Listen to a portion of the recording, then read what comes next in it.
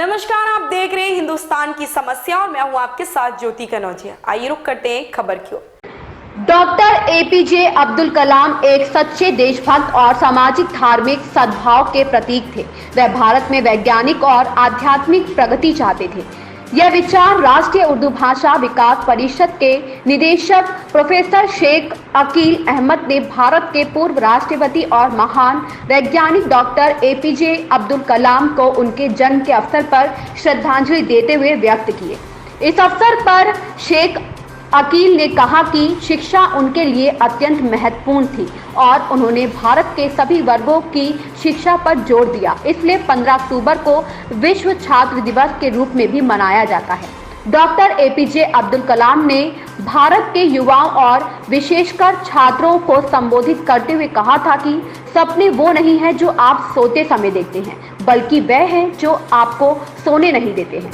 उन्होंने कहा कि डॉक्टर कलाम का विचार यह था कि शिक्षक समाज के आर्किटेक्ट होते हैं और समाज तभी शिक्षित हो सकता है जब छात्रों को अपने विषयों में महारत हासिल हो। उन्होंने आगे कहा कि हमें छात्रों को जीवन का एक दृष्टिकोण देना है और उन्हें बुनियादी नैतिक मूल्य से लैस करना है।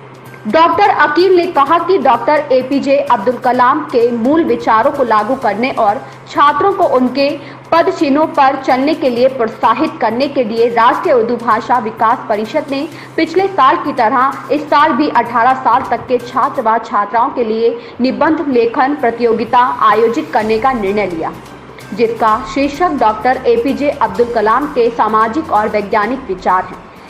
इस प्रतियोगिता के संबंध में आवश्यक विवरण राष्ट्रीय उर्दू भाषा विकास परिषद की वेबसाइट www.urducouncil.nic.in पर देखा जा सकता है। उन्होंने कहा कि मैं भारत के सभी युवा छात्रों से अपील करता हूं कि वह इस प्रतियोगिता में अवश्य भाग लें और साथ ही डॉक्टर कलाम के विचारों और अवधारणाओं को अपने जीवन और करियर में शामिल करने का प्रयास करें, ताकि एक ऐसे भारत का निर्माण करने में अपना योगदान दे सके जिसका सपना डॉक्टर एपीजे अब्दुल कलाम ने देखा था। मनप्रीत सिंह, प्रदेश ब्यूरो चीफ की रिपोर्ट। साबिक सदर जमहूरिया और भारत के अजीम साइंसदान डॉक्टर एपीजे अब्दुल कलाम के यौम पैदाइश 15 अक्टूबर के मौके पर मैं उन्हें अपनी तरफ से और कौमी कौंसिल बराए फ़रोग़ उर्दू ज़बान की तरफ से मुबारकबाद पेश करता हूँ। Missile man doctor APJ Abdul Kalam एक सच्चे देशभक्त थे, समाजी व मजहबी हम आहंगी का इस्तियारा और प्रतीक थे। उन्होंने गीता और कुरान का साथ साथ मुताला किया और हिंदुस्तान के तमाम मज़ाहिब का एहतराम किया। वह हिंदुस्तान में साइंसी और रूहानी तरक्की के ख़्वाह थे। वह भारत के तमाम तालिबे इल्मों की तालीम पर बहुत ज़ोर देते थे।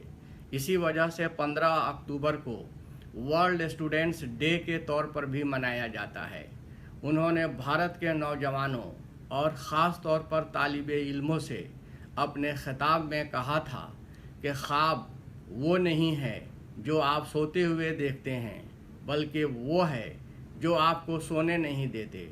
उन्होंने ये भी कहा था कि dream dream dream dreams transform into thoughts and thoughts result in action, यानी ख्वाब ख्वाब ख्वाब ख्वाब ख्यालात में बदल जाते हैं और ख्यालात अमल की सूरत में ढल जाते हैं।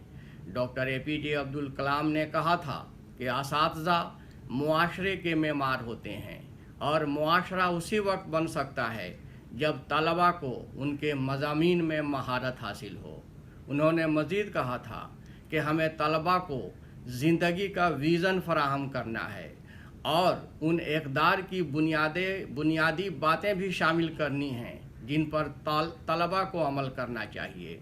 डॉक्टर एपीजे अब्दुल कलाम के ख़यालात को अमली जामा पहनाने के लिए और तलबा को उनके नक्श कदम पर चलने की तरगीब देने के लिए कौमी कौंसिल बराए फ़रोग़ उर्दू ज़बान ने हर साल की तरह इमसाल भी 18 साल तक के तलबा व तालबात के लिए मज़मून नवेसी मुकाबला कराने का फ़ैसला किया है, जिसका उन्वान है डॉक्टर एपीजे अब्दुल कलाम और उनके समाजी व साइंसी अफकार मुकाबला मजमून नवेसी की पूरी तफसील कौमी कौंसिल बराए फ़रोग़ उर्दू ज़बान के वेबसाइट पर मौजूद है। मैं एक बार फिर डॉक्टर APJ अब्दुल कलाम को उनके जन्मदिन पर मुबारकबाद पेश करता हूं और ये चाहता हूं कि हिंदुस्तान के तमाम नौजवान तालबा व तलबात उनके नक्श कदम पे चलें और उन्हें एक आइडियल मानकर उनके अफकार व तसव्वुरात को